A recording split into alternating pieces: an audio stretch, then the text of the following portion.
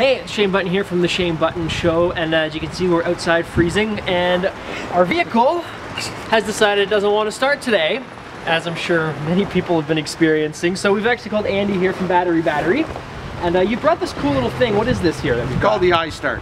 It's one of these lithium-ion packs for boosting a car.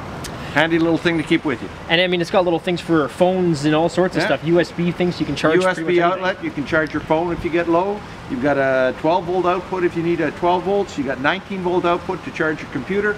Wow. So it just hooks on like a regular jumper cable. Yeah, we've got a little gadget here that hooks on. And when we plug it in, it'll actually tell you you're hooked up correctly because the green light will come on. Get that plugged in there. And moving up. Make sure you're on a positive and a negative. There we go. We got a negative. You see the green lights come on, says it's good. If we'd had it hooked up backwards, the red light would come on and it would beep. So it's foolproof. You can't mess that up.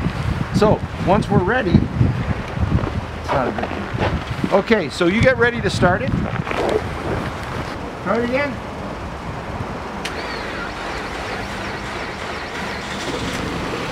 There we go. Look at that.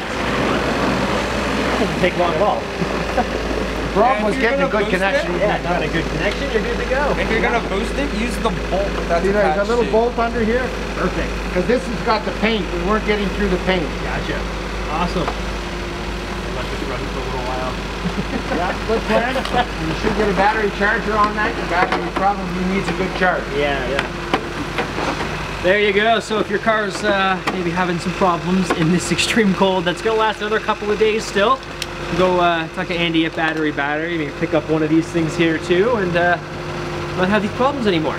It's sort of surprising, but you know, it looks like it won't start a car, but they do. There you go.